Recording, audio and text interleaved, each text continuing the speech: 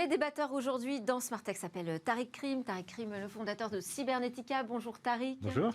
Alexandre Zapolski, président de l'Inagora. Bonjour Alexandre. Bonjour Delphine. Et Julien Pillot, économiste. Bonjour Julien. Bonjour Delphine. On commence avec cette bataille avortée autour contre, on peut dire même, l'anonymat qui s'est joué en fait dans les coulisses de l'Assemblée nationale pendant les travaux autour de la loi pour sécuriser et réguler Internet. Alors, ce sujet, ce n'est pas la première fois qu'il crée la polémique. Est-ce que son retour sur le devant de la scène vous a étonné ? Non. Alexandre ? Non, parce que effectivement, c'est un débat qui est presque aussi vieux est vieux Internet.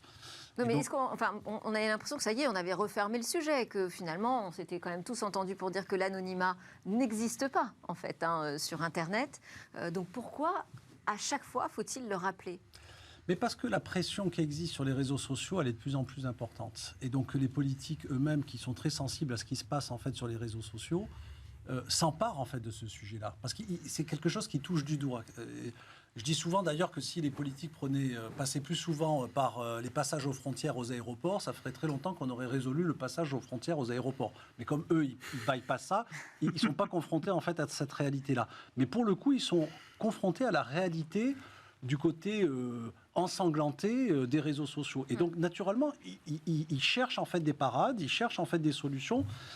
Et est-ce qu'il faut organiser un débat sur le sujet ? Moi, je pense qu'il faut l'organiser parce qu'on voit bien qu'il y a quand même un sujet derrière ça. Il reste des frustrations, parce que finalement, l'amendement ne passera pas, mais la pilule non plus, j'ai envie de dire, elle passe pas sur ce sujet. Parce qu'on se dit, enfin en tout cas, les députés qui défendaient cette volonté de combattre l'anonymat sur les plateformes sociales, se disent finalement, si on oblige les utilisateurs à présenter la preuve de leur identité, ça va peut-être les calmer déjà. Ne serait-ce que cela. Julien Pillot. Ouais. Non, mais en fait, le sujet, c'est quoi finalement ? C'est la répression, c'est la traque de personnes qui ont, d'ailleurs physiques ou morales, qui ont des comportements sur Internet qu'ils ne devraient pas avoir, qui seraient jugés illicites dans le monde réel. Mais la vérité, c'est que sur le plan technique, l'anonymat n'existe pas. Je n'ai pas connaissance de la moindre étude scientifique ou économique qui démontrerait de façon complètement claire et non biaisée que le fait d'utiliser des VPN ou des pseudonymes sur Internet complique la tâche sur le plan technique du législateur ou du régulateur. Donc, a priori, c'est plutôt une très mauvaise idée. Et moi, je me réjouis qu'on ait pu avoir ce débat parce que ce débat est utile. Il faut de temps en temps, effectivement, qu'on ait ce genre de discussion là où il y a lieu de les avoir, c'est-à-dire à l'Assemblée nationale, pour qu'on réaffirme finalement des réalités qui ont tendance parfois à être oubliées sous le coup de l'émotion. Mais il ne faut pas trop se réjouir parce que ce matin, en commission spéciale, le texte qui va être présenté a été voté en commission spéciale et a priori tout ça est simplement décalé, c'est-à-dire qu'en fait il y aura un galop d'essai à partir de 2027 et une obligation de s'authentifier, d'utiliser la carte d'identité numérique à partir de 2030. Donc on connaît le sujet, c'est-à-dire que plutôt que d'affronter la gronde maintenant, on prend une décision avec un impact qui aura lieu en fait. Ça veut dire ce serait une mandature. On va avoir l'occasion de débattre à nouveau sur ce sujet. L'idée de Paul Midi, qui est le rapporteur de ce texte, de la loi pour sécuriser Internet, c'est une plaque d'immatriculation. Il dit c'est comme si on avait une plaque d'immatriculation et comme ça on avance, non pas masqué, mais de manière claire avec notre identité affichée. Je dirais que moi déjà, ce qui est intéressant, c'est qu'à chaque fois qu'on met en focale un débat, ce qu'on voit, c'est qu'il y en a d'autres. Il y avait par exemple la question de la souveraineté numérique. Il y avait un amendement qui devait passer pour s'assurer que nos données ne soient pas hébergées, sur les serveurs européens. Ça, on n'en parle pas. Il y a eu tout un débat, évidemment, sur la question de quelles sont les entreprises qui vont ensuite sécuriser, parce qu'on sent aussi... je dirais qu'à chaque fois qu'il y a une loi sur le numérique, on voit plusieurs choses. La première, c'est qu'on a le sentiment qu'il y a une partie des députés qui ne comprennent absolument pas ce qu'ils font et qui ne connaissent absolument rien. C'est un vrai sujet, parce qu'on est quand même en 2023. Moi, j'avais commencé à m'intéresser à ce sujet au moment de la loi LCEN. Donc, c'était quand même il y a un petit moment. Pour la confiance en l'économie numérique. Exactement. Oui. Et donc, on a ça. Et la deuxième chose, c'est qu'on a cette forme de solutionnisme technologique. À chaque fois, un problème, une solution. Alors ça, maintenant, c'est d'ailleurs un problème, une start-up. D'ailleurs, j'ai vu des députés, je connais quelqu'un, il a fait une start-up, c'est super. Il pense avoir réglé le problème de la majorité pour les réseaux sociaux. Puis il y a une troisième chose qui, moi, me semble assez inquiétante, On le voit avec la loi de programmation militaire. Moi, à l'époque, j'étais au Conseil national du numérique quand la précédente avait été votée. Donc, il y a une inflation sécuritaire. Une inflation sécuritaire qui fait que finalement, on n'est plus très loin de la Chine en termes d'outils. Parce que le pays qui interdit les VPN, c'est évidemment la Chine. Enfin, c'est pas le seul. Il y a quasiment pour l'instant, finalement, on n'interdit pas l'utilisation des VPN en France. Absolument pas. Mais ce qui est intéressant, c'est qu'à travers ces débats, on sent en pointillé ce que sera la prochaine étape. Oui. Donc, au départ, l'Internet est ouvert. On sait que la police a accès aux adresses IP. Enfin, le vrai sujet, c'est se focaliser sur qui fait quoi, comment. La deuxième étape, c'est on va demander de surveiller absolument tout. Donc ça, on l'a fait il y a 10 ans. Et aujourd'hui, c'est qu'on va empêcher les outils qui permettraient une forme d'anonymat. Parce que la question, moi, je suis toujours partagé entre les gens qui tweetent de manière anonyme parce qu'ils n'ont pas envie de le faire sous leur vrai nom. Et c'est le pseudonymat, en fait. Pseudonymat. Ouais. Et effectivement, d'autres questions qui sont mélangées, parce qu'on y viendra peut-être, effectivement, la question du harcèlement à l'école, les questions autour des réseaux sociaux. Et là, je pense qu'il y a un autre sujet qui est un sujet qu'on ne veut pas ouvrir, à la fois au niveau européen et au niveau français, c'est que ce ne sont pas les réseaux sociaux qui nous rendent fous, c'est la combinaison des réseaux sociaux, du mobile et de l'intelligence artificielle. La combinaison de ces trois choses, on fait un cocktail explosif. Et comme on ne sait pas réglementer les applications, on ne sait pas expliquer comment faire des algorithmes qui nous rendent moins dingues, qui nous donnent... Parce que beaucoup d'effets, on le voit sur les réseaux sociaux, sont liés à des effets de meute, à la vitesse à laquelle l'information vient. Et ça, c'est un sujet qu'on ne peut pas vraiment toucher parce qu'on n'y comprend rien, où on demande à l'ARCEP ou à l'ARCOM, les pauvres, de devoir régler tout ça. Et c'est vrai que comme on ne peut pas s'intéresser aux causes, on essaye plus ou moins de légiférer sur les conséquences. Mais à chaque fois, on se prend le mur justement technique, finalement. Hein. C'est là-dessus que... Mais l'Internet est technique. L'Internet, c'est que de la technologie. C'est ça. Il y a l'idée politique, et puis derrière, faut rentrer quand même dans la technique, dans la mise en œuvre. Et là, oui, effectivement, on ne sait pas comment faire. Oui, mais... Et on n'envisage pas non plus toutes les conséquences. Quand on a la chance d'être un bout de la voie du numérique français, on doit aussi avoir des approches posées et rationnelles. C'est-à-dire que il ne s'agit pas de participer à l'affolement général.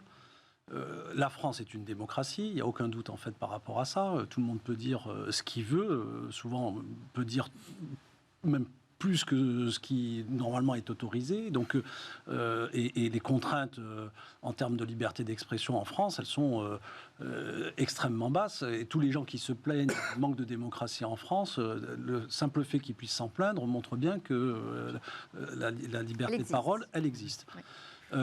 Ensuite, que le législateur, que le politique souhaite en fait... s'intéresser à un problème de société, parce que ce que tu décrivais, Tariq, c'est une réalité. Il y a un problème de société aujourd'hui sur le harcèlement, sur le côté agressif en fait de ce qu'on peut trouver sur les réseaux sociaux, qui ont des conséquences très concrètes, très réelles, y compris ça peut être en fait la mort d'adolescents. On n'est pas en train de parler de... C'est pas qu'un sujet de spécialiste, c'est pas qu'un sujet en fait d'expert. Les conséquences en fait d'Internet, elles touchent les Françaises et les Français dans la vie en fait quotidienne. Il y a un autre phénomène que je vois, c'est que finalement, dans ces réseaux sociaux, tous les positifs, les constructifs ont tendance en fait à s'en éloigner et résultat, parce que cette anxiété, cette agressivité qui existe, elle est de plus en plus importante. Et donc finalement, c'est les tristus qui gagnent face aux rigolus, pour ceux qui connaissaient en fait les vieilles BD en fait de Pif. Et donc c'est normal que les politiques veulent se saisir en fait de ce sujet-là. Moi, j'ai peut-être un regret dans toute cette affaire, c'est que on n'arrive pas à établir en fait un échange de qualité apaisé, construit, parce que est-ce qu'il faut trouver des solutions ? Moi, je suis convaincu qu'il faut trouver des solutions, mais est-ce qu'il faut aussi prendre en compte les spécificités d'un certain nombre d'acteurs ? Il faut aussi prendre en compte ces spécificités-là. Les gens qui font de l'open source intelligence, les gens de l'OSINT, c'est naturellement qu'ils s'inquiètent de la fin de l'anonymat sur Internet, parce qu'une grande partie de leurs recherches, ils le font sous le couvert en fait de l'anonymat. Alors, est-ce que ça pose une difficulté pour ces gens-là ? Indéniablement. Mais donc, il faut réfléchir comment, au XXIe siècle, on va pouvoir continuer à protéger un certain nombre d'acteurs qui sont légitimement sous couvert en fait d'anonymat. Quoi ? À poser des exceptions, des exceptions, des exceptions. Mais le problème, c'est que, comme on l'a tous finalement appris, parce que Thierry Breton l'a rappelé aux députés, le DMA-DSA, donc les lois qui ont été votées au niveau européen, sont des règlements qui s'appliquent immédiatement. comme le RGPD.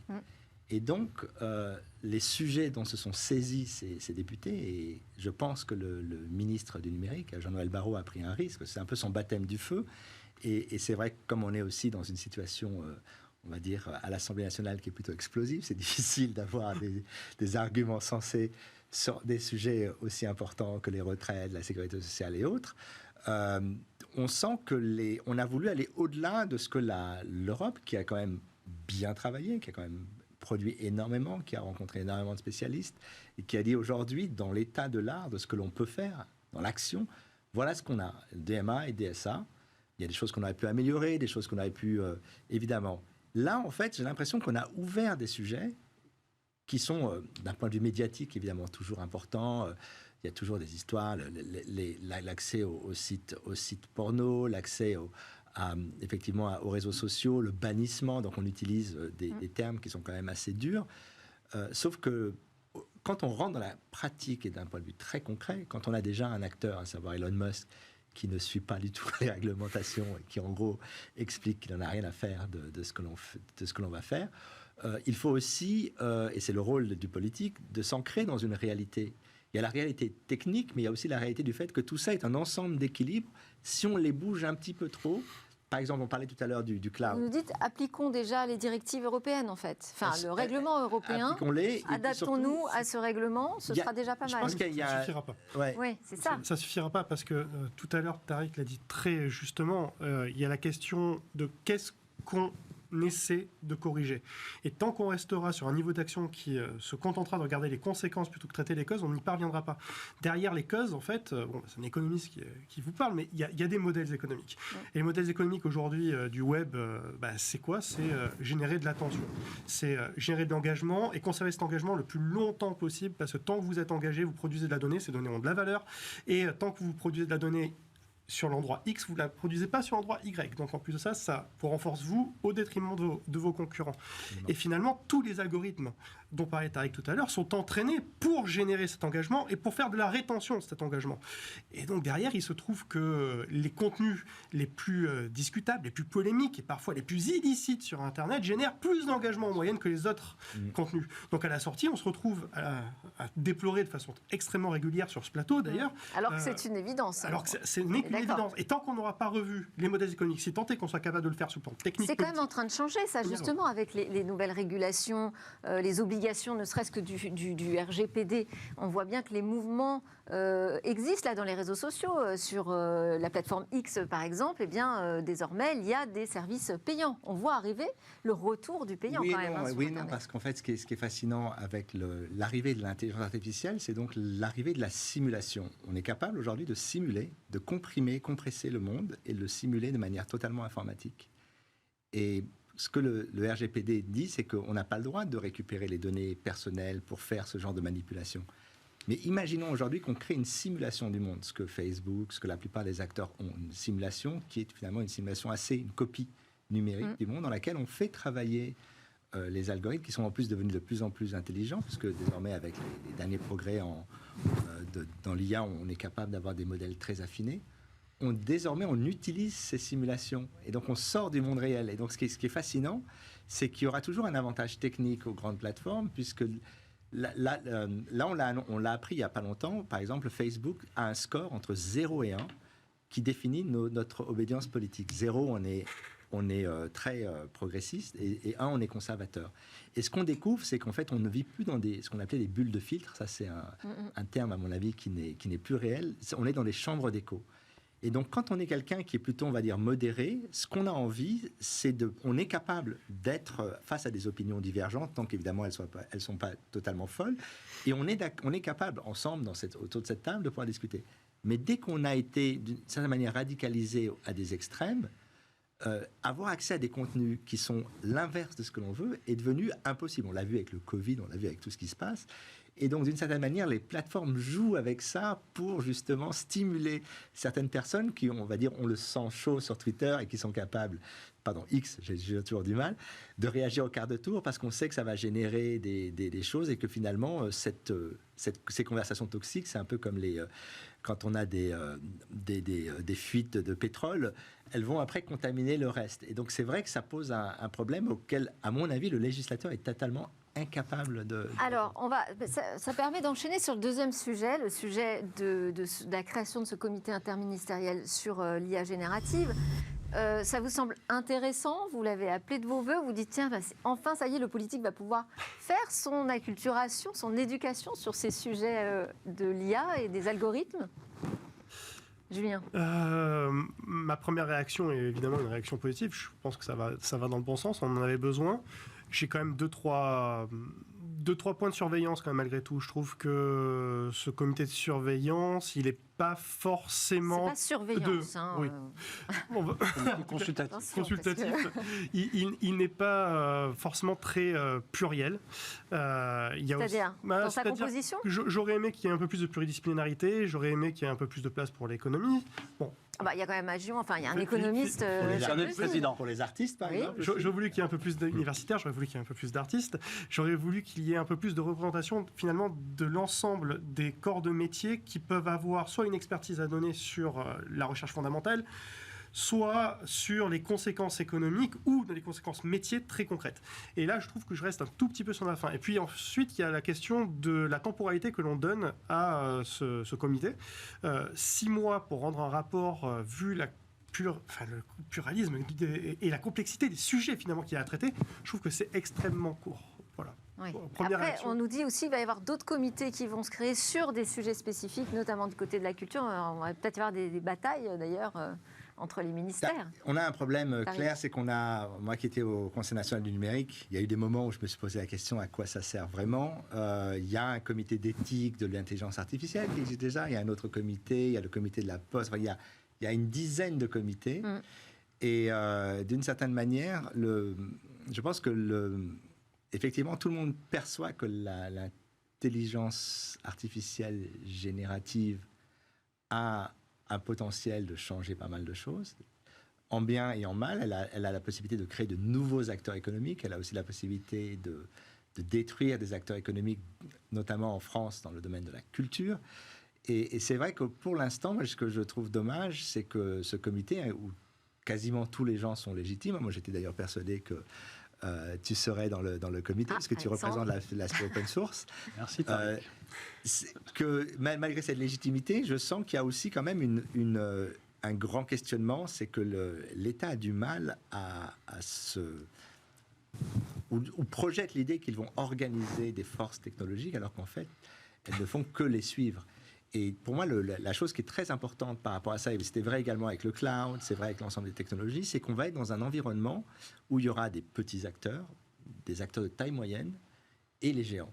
Et aujourd'hui, on a toujours tendance à se dire on va réguler les géants, mais en régulant les géants, la contrepartie, c'est qu'on peut tuer les petits et on va rendre les moyens, on va les empêcher de grandir. Et donc, là, on a quand même Philippe Aghion qui est plutôt partisan de l'innovation, qui prône justement une réglementation qui soit mesurée, qui n'étouffe pas. On est dans une vision très business, alors que l'intelligence générative, ce qui est fascinant, c'est que ça va être des outils qui vont être sûrement, grâce à l'open source, disséminés, qui vont permettre à des nouvelles façons de créer. Et cette nouvelle approche créative, à mon avis, est absente. Mais c'est juste mon avis. Mais ça sera peut-être ça avec le ministère de la Culture.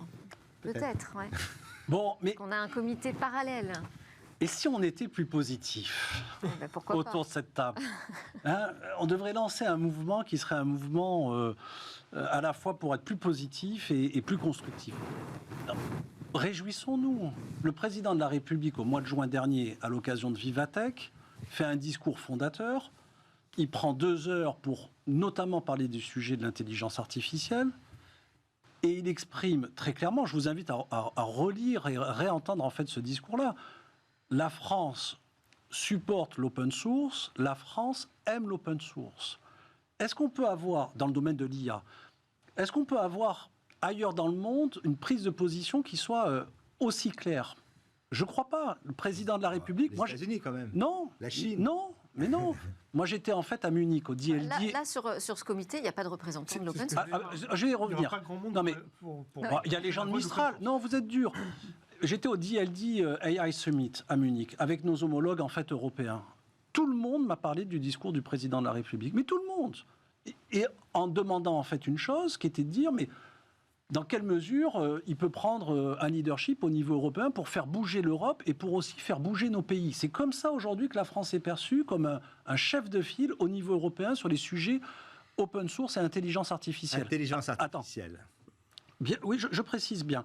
Et donc, il y avait un certain nombre d'annonces qui avaient été faites à l'occasion de ce discours de Vivatech, et elles sont en train d'être mises en œuvre. Mais fantastique. Il y avait un appel à projet de la Direction générale des entreprises. 40 millions d'euros pour venir financer les acteurs français pour fabriquer des communs numériques dans le domaine de l'intelligence artificielle. La remise, c'est le 24 octobre. C'est en cours. Il y a les fameux... IA Cluster. Non, mais ça, c'est très bien. Mais l'IA, enfin, en tant qu'entrepreneur, moi, ce qui me Non, mais gêne... laisse-moi terminer. Moi, quand tu parles, je t'écoute. Parce que c'est toujours intéressant. Donc, ça veut dire que je dis des choses pas intéressantes. Mais non. Je m'inquiète. Mais rapidement. Donc, IA Cluster, c'est aussi en cours. L'ANITI qui est dessus, par exemple, à Toulouse, nous, on travaille avec ces gens-là. Ça a des répercussions concrètes. On a des programmes de recherche avec ces gens-là et ça avance. On finance réellement des acteurs français qui font de l'open source AI. Et ensuite, il y avait en fait l'annonce de la mise en place. Alors, ce n'était pas annoncé à l'occasion de Vivatech. Il l'a annoncé après avoir rencontré. Il a rencontré Sam Altman. On a été un certain nombre à se dire, mais quand même, c'est pas bien, le président, il rencontre que le patron d'OpenAI. La semaine d'après, il recevait une partie de l'écosystème français de l'AI, dont les gens qui ont été nommés à ce conseil. Et au cours de cette réunion, la recommandation que faisaient Yann Lequin et les autres, c'était Virgo, etc., c'était de dire, il faut créer un conseil consultatif. Quelques semaines après, 2 mois après, on a ce conseil consultatif. C'est positif. Des démarches politiques, comme ça vous allez pouvoir continuer à réagir, j'avance un petit peu. Il y a aussi cette annonce du côté de Iliad qui dit nous, on est capable de créer un champion.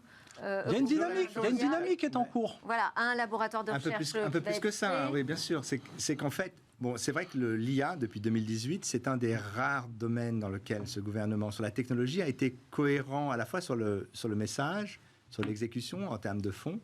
Et il se trouve que il y a une réalité, c'est qu'en IA, on a des très bons chercheurs, de très bons niveaux. Et visiblement, on est même capable de réattirer des talents de l'IA qui sont partis. Oui, mais ce qui est fascinant avec Mistral, c'est qu'on revient à ce que moi, j'ai toujours pensé être une start-up, c'est-à-dire des gens qui développent du logiciel. De toute façon, l'IA, on peut dire ce qu'on veut, c'est du cloud.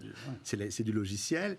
Et donc, on a cette excellence dans le domaine logiciel. Ce que je trouve dommage, c'est que cette excellence logicielle existe également dans l'open source, elle existe dans plein de domaines. Mais pour plein de raisons, qui sont souvent des raisons de...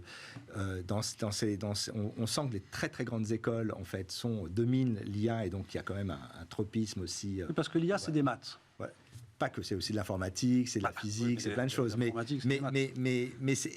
effectivement, on n'a pas réussi à faire reconnaître ce talent. Et ce qui est dommage, c'est que d'un point de vue entrepreneurial, la France devrait être l'un des leaders mondiaux du logiciel et on ne l'est pas. Pourquoi ? Parce que certains ministres ont pensé qu'on n'était pas bon dans le cloud, qu'on n'était pas bon dans tel domaine, alors qu'en fait, la réalité, c'est qu'on est bon partout dès lors que l'on laisse les gens qui veulent créer des entreprises et les talents et qu'on les reconnaît soient mis en avant. Je trouve que dans l'IA, on l'a très bien fait, mais ce qu'on a fait dans l'IA, si on pouvait le faire pour tout le reste, ça serait fantastique.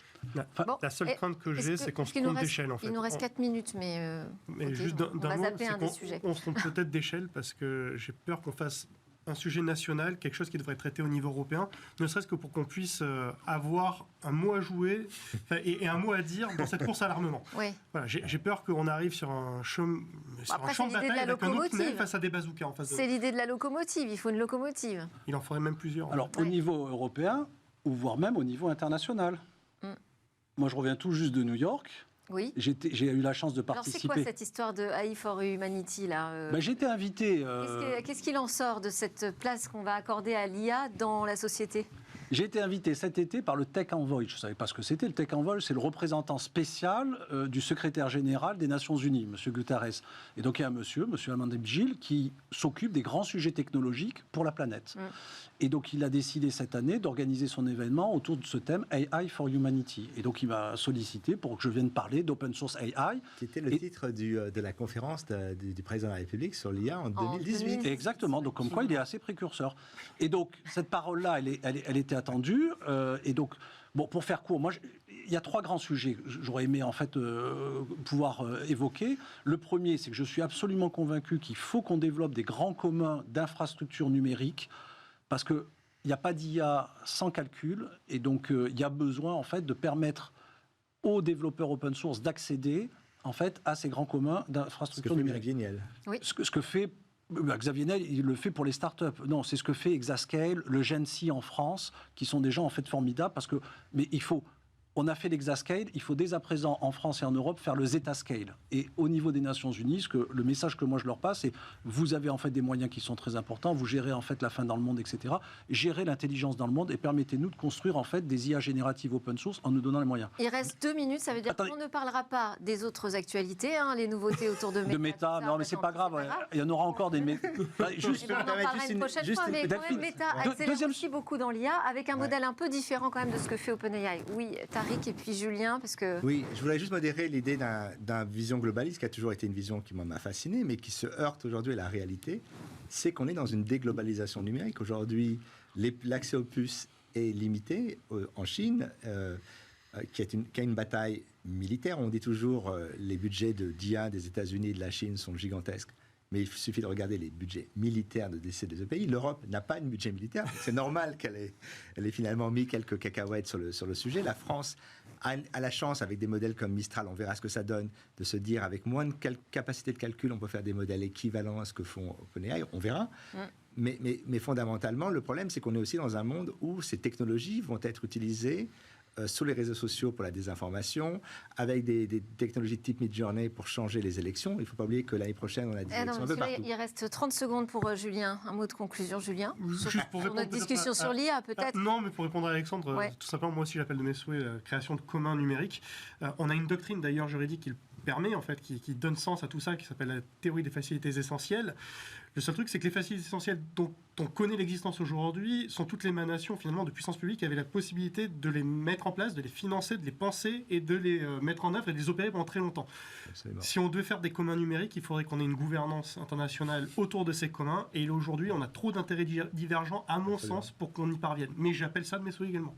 Merci beaucoup, Tariq Lim, entrepreneur, fondateur de Cybernetica.fr, était avec nous. Julien Pillot, économiste, enseignant-chercheur en économie à l'INSEC, et Alexandre Zapolski, président de l'Inagoria. Merci beaucoup à vous de nous suivre avec une grande fidélité. On se retrouve très vite sur Bismart et sur les réseaux sociaux aussi.